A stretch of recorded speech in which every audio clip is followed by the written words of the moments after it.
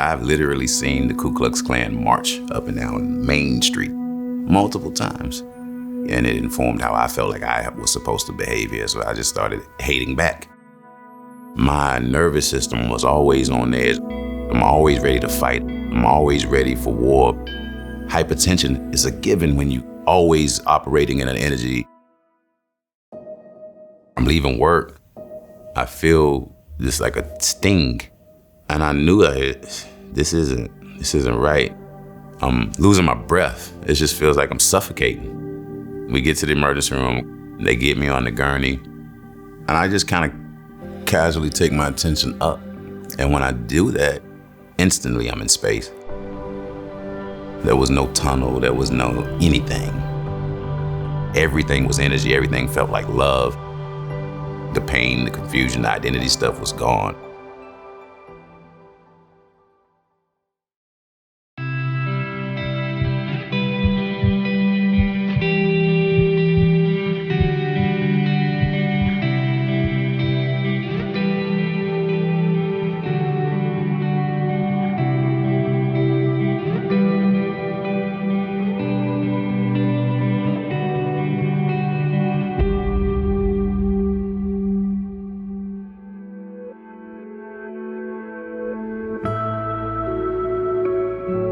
My name is David Williamson, and I'm from a small town in North Carolina called Yanceyville. Growing up in Yanceyville is a small town of not much more than 3,000 people. Growing up there for me is like a Huckleberry Finn kind of story. I was always in the woods, always climbing trees, always in nature. I had really beautiful experiences as a child that made me initially view this life as magical. I was deeply interested, used to dig in the ground and try to find fossils. Always, everything I found, even if it was just a piece of broken glass, I thought it was some magical piece of treasure that I found. North Carolina is beautiful, but Caswell County is the county that I grew up in. It's one of the poorest counties in the country. It has a lot of deep-rooted racial tension. Even to this day is one of the highest active Ku Klux Klan activity in the country. My biological grandfather was a sharecropper, and my uncles grew up on that farm. When you couple all those things together, it creates a lot of dynamics where people get traumatized and it goes unresolved and unaddressed. You start hearing people around you kind of echoing the same hate that they've received from white people around us. You hear it being echoed in our houses, and like they're this way, they're that way. It gets reiterated and recycled in your day-to-day life, in your house, in the school. It's just all of it, you know. And it informed how I felt like I was supposed to behave here. So I just started hating back. I've literally seen the Ku Klux Klan march up and down Main Street, the most busy street of the town, multiple times. And I've seen the pain and the anger from the people. While it's happening, I'm watching my aunts, I'm watching my mother, I'm watching all of them just feeling so much pain, so much anger, and it's in me. It's, you know, it's affected me, you know, and it just makes you more angry. It makes you more angry, and it justifies every negative thought that you have. And you think that you can make these sweeping statements about all white people that actually make sense, and it just doesn't. It just doesn't make sense, because one of the earliest memories that I have in my childhood was in preschool at Graves Chapel Church. Miss Mueller was one of the teachers there as a white lady, and I remember her holding me in her lap while she did story time and feeling her love for me. And then there's other examples of white people who took interest in me genuinely and tried to open doors for me.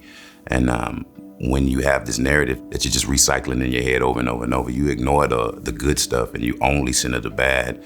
And that's where your narrative gets buttressed with not any outlier. The outliers don't matter at all. It's just the narrative. Everything that supports the narrative is the only thing I can see. So it becomes a thing where every part of your life just confirms what it is that you want to believe. You don't feel that there's any way that you could be wrong about it. The disparity is real. If the disparity is real, they are doing it. And that day became so powerful of a boogeyman. My nervous system was always on edge. I'm always ready to fight. I'm always ready for war. Hypertension is a given.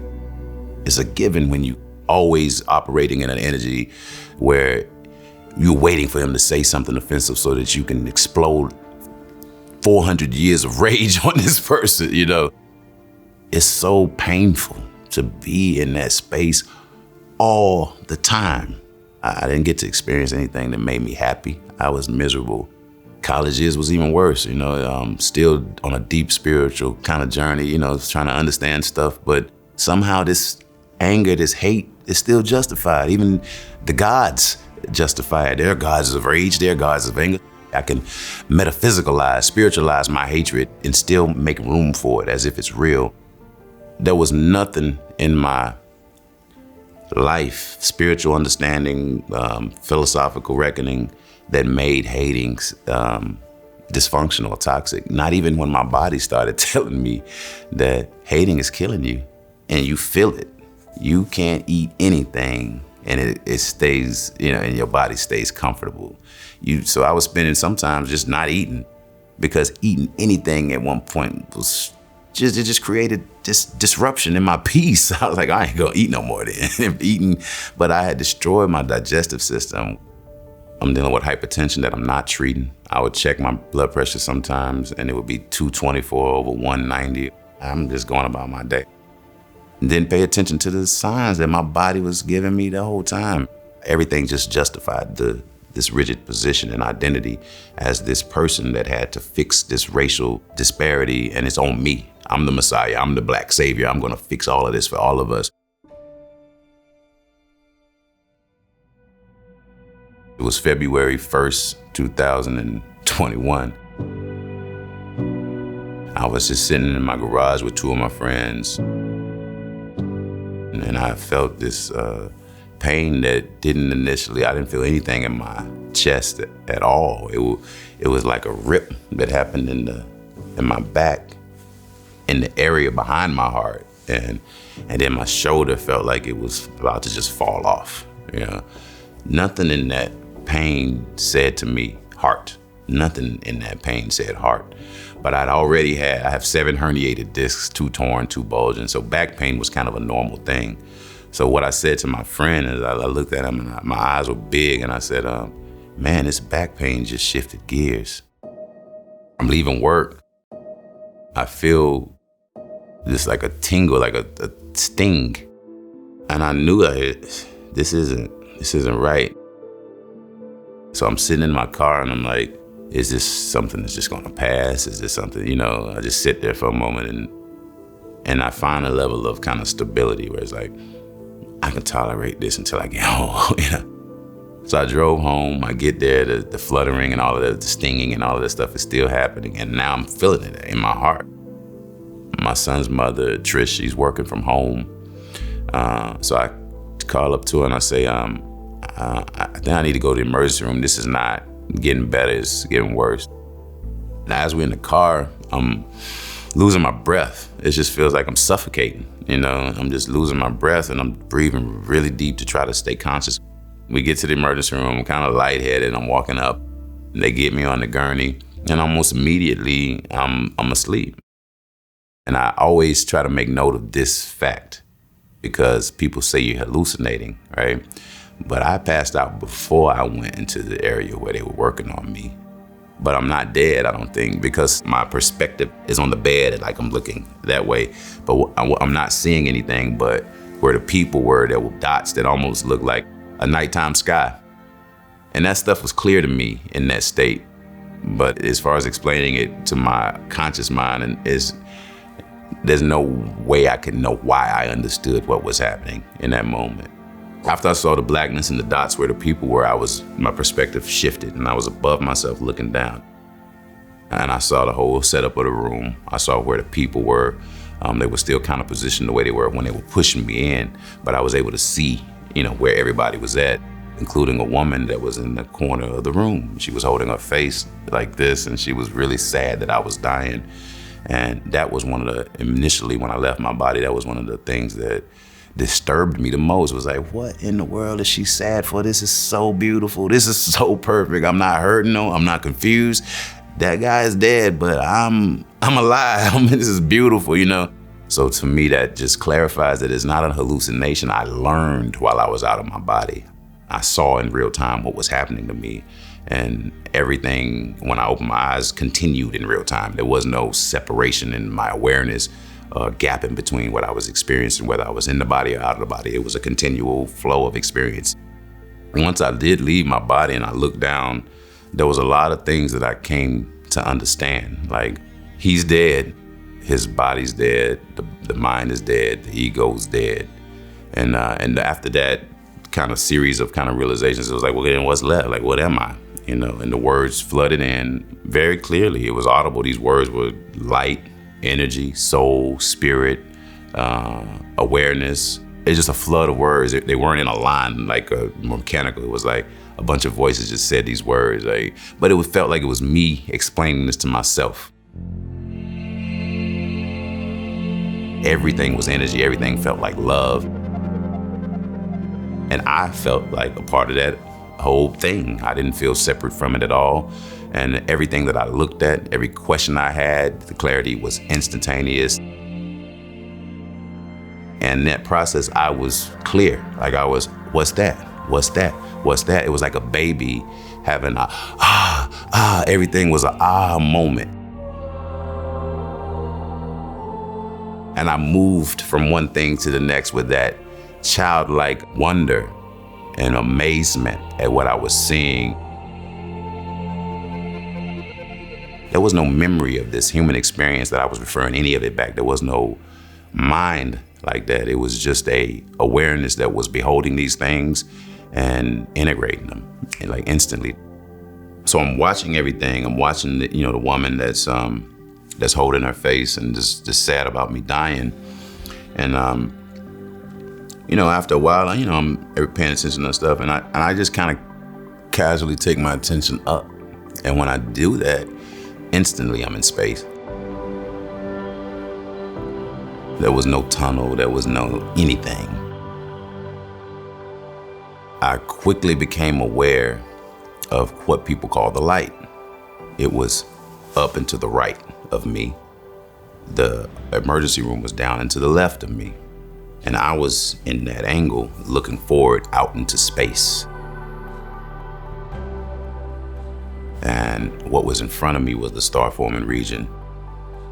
What was beneath me was what people call the void. I felt like I was in the blackness, and it was enveloping me like velvet. It felt like love. It felt like every other aspect of being disembodied in that moment for me. Everything felt like love. I felt like love. I felt like the system that I found myself in was just love, and I was just a part of it. But it also felt like it was everything. It felt like everything, every possibility, every past experience, everything was in the void, was in that black space. When I looked into it, it reacted, it responded. And if there was any kind of thought that wasn't complete, it was complete instantly. If there was a notion of missing something, that the satisfaction of having that, I felt it already. Before the missing was even fully felt, the satisfaction of already having that was there. There's a woman I was exchanging with who was like, well, I don't want to just magically forget people that I love in this life. I was trying to explain that that's a human thought. It comes from a brain, it comes from memory, it comes from life, it comes from, but you're not gonna be, when you leave this body, a human body with a brain that has memory, you're gonna be an energy that's so connected to this experience and this whole thing that experience is integrated in you. There is no missing or something missing from that. Experience isn't gone. It's always accessible. Every part of this experience that you have is etched in infinity. There is no something disappearing and never being experienceable again. Like, it's always there. So you don't miss anything. There's no missing anything. You're more integrated with the system outside of the body than you are in the body. And that's kind of what we are, is an individual node accumulating a perspective that ultimately gets fed back into the system and becomes a possibility, an option for everybody else in the system forever. So your experience isn't ever lost. When I was in space, I was interested in everything, so my attention kind of just moved all around. There was a point where I was looking up at the light, and I was like, it's almost like I was trying to decide if I was going to even entertain it or not. I looked back up at it, and I looked back down into the emergency room. And when my attention went from the upper angle down back to the left, it went through me, and I was just a glowing orb of light. That's what I appeared to be. I had never felt more alive than when I was that glowing orb of light. I had never felt more aware of what was happening on this planet. In that state, I understood everything. The pain, the confusion, the identity stuff was gone. We are all orbs of light. We're not these bodies. I experienced the orb of light as being perfect, as being is not confused, as not being contextualized in a human sense in a way where it's going to cheerlead for one side or the other. It was disconnected somewhat from the specifics of the human experience. It was just aware. You were in that body. That body's dead. It wasn't like, you were a black activist and you need to go back and hop in that body and get to the fight. I didn't want fighting. That fight stuff was done. I kind of just watched everything. I watched them continuing to defibrillate me. But biggest image that sticks with me is the woman that was bothered by me dying, holding her face. If there's any small part of this experience that I was disappointed about, was that in that moment of me trying to figure out how to communicate with it, I couldn't tell her, like, no, don't be sad. This is beautiful. My back's not hurting. I'm not confused about what's happening. This is beautiful. This is the most alive that I've ever felt. The people that were around me involved with the resuscitation effort, some of them were kind of like mechanical. They were just doing their job. Man. They didn't have any emotional investment. And I could feel all of that, But there was one person that was in front, kind of to the angle, and he was really going through it. Like in his mind, it was almost like he's responsible for making sure that I don't die, and he didn't want that. He didn't want to feel that. He didn't want to be responsible for that. So when I opened my eyes, I blurted out. The first thing I blurted out was, "Are you okay?" And I was looking for the woman, and then after that I blurted that out. I looked up at the person that was up in front of me to the right, and I said, "Are you okay?" And he cut me off. He said, "No, are you okay?" And somebody from the right said, "You didn't feel that?" And I almost said, "Feel what?" But I looked down and I saw this rubber pad. The defibrillator pads were in the person's hand, like they were about to defibrillate me again. But I saw this rubber pad on my chest where the indentation from the defibrillator pads were. And I looked down, I was like, "Oh, you really were dead." Like that's when it all flooded into my mind and my human awareness. Because like I saw the pad where they were defibrillating me, and I saw them defibrillating me from above, and it all connected in that moment when I looked down and he asked me, "You didn't feel that?" And I was like, I didn't feel anything. I didn't feel anything. There was no pain, no trauma at all in the process of me dying. Catching my breath on the way to the hospital was as deep as the pain of my death got. So it just made me, it's like I have no fear of dying. I have no fear of what's next.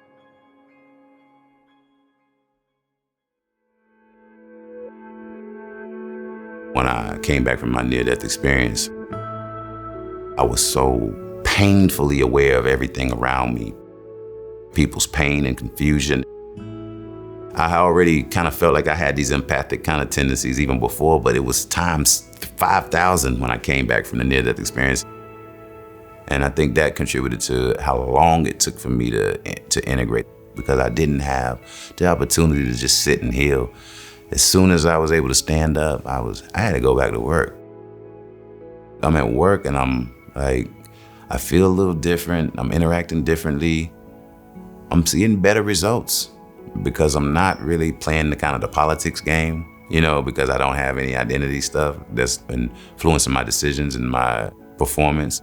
I'm actually looking at work in a lighter kind of way. I don't have to go to work and fight over politics. I don't have to go to work and deal with white, black stuff. I just have to go to work and perform. The heaviness and the anger and the hate, I'm not carrying that around me anymore. So received differently. I have more graceful interactions with people. I don't feel like there's somebody trying to block my progress. None of that stuff is real. None of those stories are in me influencing the outcome.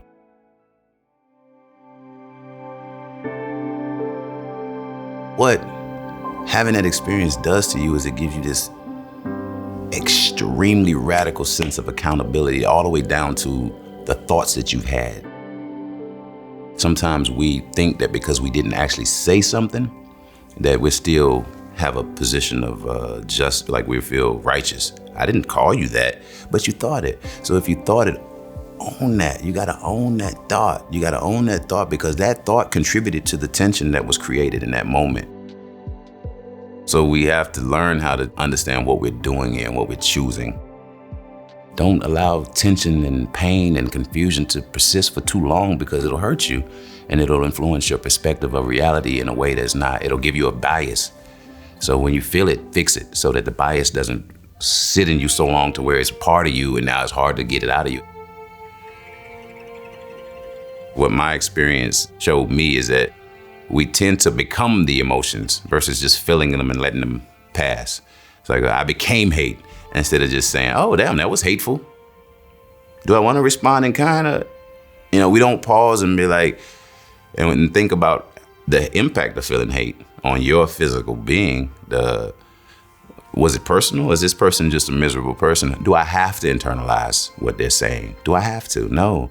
But when you're already on edge and you already have these biases, you're ready. You're ready to jump. As soon as the invitation is presented to you, you're ready to respond to it. You may very well be justified in your anger, and you're definitely going to feel justified in your anger, right? But my anger killed me. So if I was able to see what I was in a different way, instead of responding to it with anger, responding to it with responsibility, responding to it with hope, I can help change that versus using all of that energy on just hating the people who I feel are creating the dynamic. The further removed I am from feeling all of that pain for so long, damaged my body, made me so sick because of how I'm thinking. And the only way I was able to shake the connection to those stories and those narratives is through having that reset, and having those narratives kind of shook off of me.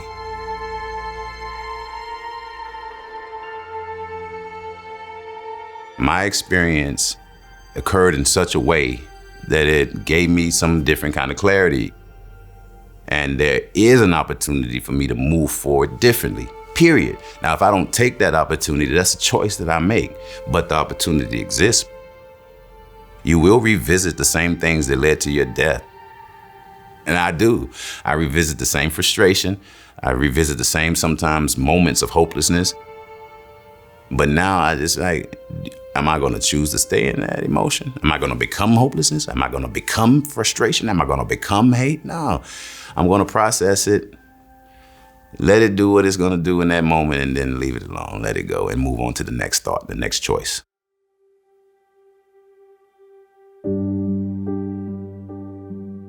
We just having an experience here, and because of the narratives and the stories that we choose, it becomes a negative experience, a positive experience, but it's all just stories, and you don't have to choose those stories. You come here already equipped with how to function here, and then we're not taught to honor that in any way whatsoever. We're taught who to be, what we are, what our name is, how we, what's important, who we supposed to like, who we supposed to hate, how we supposed to, we're told all of this stuff.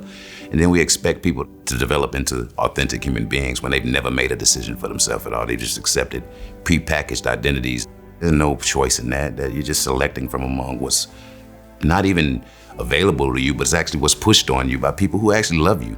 They're giving you this advice because they love you. They're telling you to think this way because they think it worked for them, and I just want you to, be okay, but it doesn't work. look at the world around us. This thinking and these orientations that we have towards each other and this planet and this life doesn't work. It doesn't work. The more clear I have become about what being a human being is, the mind, the body, the ego, and this soul thing, that is infinite and it leaves this place is perfect. It doesn't hold on to human trauma. It doesn't hold on to this stuff. It doesn't. But it's permanent, and it's what you leave here as. That's what you are. We are creating our next life right now in this moment with our attention. And as long as we can own our attention and not allow our attention to be totally manipulated and injected with a bunch of software that doesn't originate inside of us. If you focus on misery, you're compounding misery. If you focus on hope, you're increasing the probability that other things can happen outside of the negative possibilities. And if we collectively start understanding how to galvanize our attention in different ways, then we can magnify our creative capacity. If an individual can focus their attention on what they want and get it, imagine if 20,000, 30,000, a million individuals can focus their attention on unified and what they can create.